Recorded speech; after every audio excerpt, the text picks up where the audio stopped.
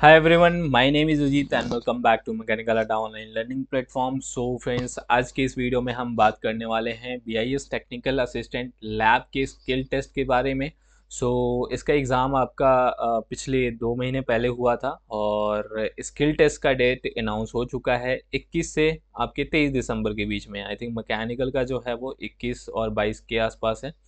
तो यहाँ पे मैं डिस्कस करूँगा इसका लास्ट टाइम जो एग्ज़ाम हुआ था 2020 में हुआ था और स्किल टेस्ट भी हुआ था। तो लास्ट टाइम जो है प्रीवियस ईयर में क्या पूछे गए थे और इस बार के स्किल टेस्ट में क्या पूछा जा सकता है, ठीक है, ये सारी चीज़ें डिस्कस करेंगे।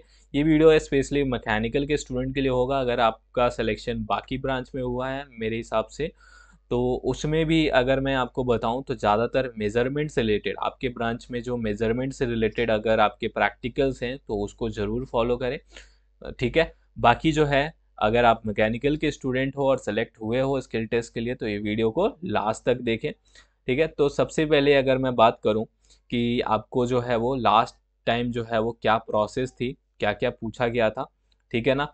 तो यहाँ पे जो है वो सबसे पहले यहाँ पे एक चीज़ जो है वो ये आप जो है इसको 150 कर लेना, ठीक है ना।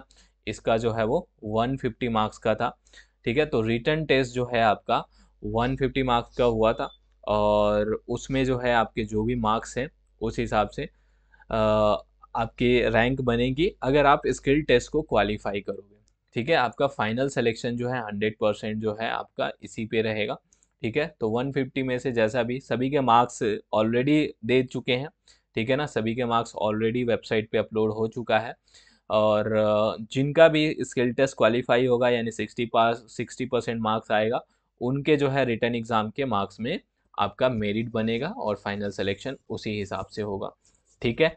तो अगर मैं बात करूं यहाँ पे सबसे पहले BIS के स्किल टेस्ट लास्ट टाइम कब हुआ था, तो ये आपका 30/12/2020 यानी 30 दिसंबर, लास्ट टाइम भी दिसंबर में ही हुआ था और एग्ज़ाम जो है वो सितंबर अक्टूबर के अराउंड हुआ था।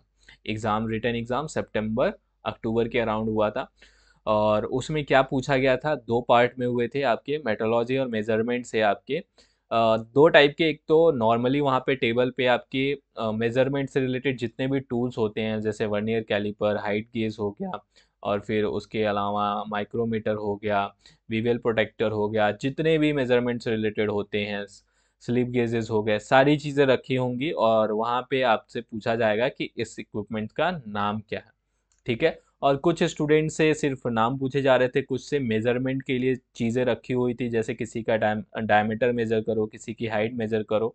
तो दो चीज़ें आपको यहाँ पे करनी थी और दूसरा है कि वाइवा और इंटरव्यू, मतलब थोड़ा सा जो है वो आपसे क्वेश्चन भी पूछा गया था कि लाइक कुछ कुछ क्वेश्चन हो गए आपके सब्जेक्ट रिलेटेड हो गए, कुछ मोस्टली जो है वहाँ के प्रैक्टिकल से रिलेटेड ही पूछे गए थे, मतलब मेजरमेंट और मेट्रोलॉजी से रिलेटेड, थोड़े बहुत बाकी सब्जेक्ट से भी पूछे गए थे। मेन आपका जो है वो वेटेज जो है इसका था, ठीक है। वेटेज कुछ बताया नहीं गया था कि ये इतने मार्क्स के हैं, लेकिन ओवरऑल जो है वो सभी बच्चों के अगर ओवरऑल परफॉर्मेंस अच्छा था उसी हिसाब से मार्किंग हुई थी। कोई ऐसा दिया नहीं गया था कि ये वाला पार्ट जो है वो इतने मार्क्स का है, ये वाला पार्ट इतने मार्क्स का। तो ये इन्फॉर्मेशन जो है वो लास्ट टाइम जितने भी बच्चे स्किल टेस्ट अपीयर किए थे उनसे मिला है, सभी से मैंने बात करा, तो ये सारी चीज़ें उन्होंने बताया कि यही चीज़ें। और आपका BIS का मतलब है, ठीक है ना, ब्यूरो ऑफ इंडियन स्टैंडर्ड्स। तो स्टैंडर्ड जो है मेनली जो है वहाँ पे क्या होता है, वहाँ पे जो है वो आपका मेट्रोलॉजी और मेजरमेंट से रिलेटेड सारी चीज़ें काम होते हैं, ठीक है। तो यहाँ पे जो है वो ये आपका पोर्शन अच्छा होना चाहिए, अगर अच्छा नहीं है तो अच्छा कर लो, अभी जो है आपके पास अराउंड 9 से 10 दिन का टाइम है, ठीक है।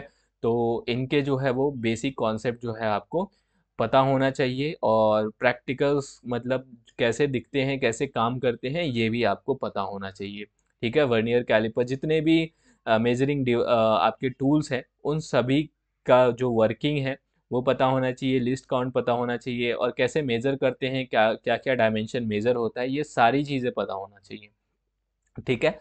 अगर आपको उसमें कोई भी दिक्कत आता है कैसे तैयारी करनी है, तो इसरो का, ठीक है ना, इसरो का जो स्किल टेस्ट का बैच है उसमें मैंने सारा चीज़ डिटेल में कराया हुआ, उसमें आपको बाकी चीज़ें भी आपको ध्यान से करना है। देखो ये चीज़ हो सकता है कि इस बार जो है वो मेट्रोलॉजी और मेजरमेंट के अलावा बाकी चीज़ें भी पूछ दें, कुछ कह नहीं सकते। लेकिन जो लोकेशन है, ये इस बार आपका जो है जो सेंट्रल लेबोरेटरी है, जो आपका गाज़ियाबाद में है, वहाँ होने वाला है।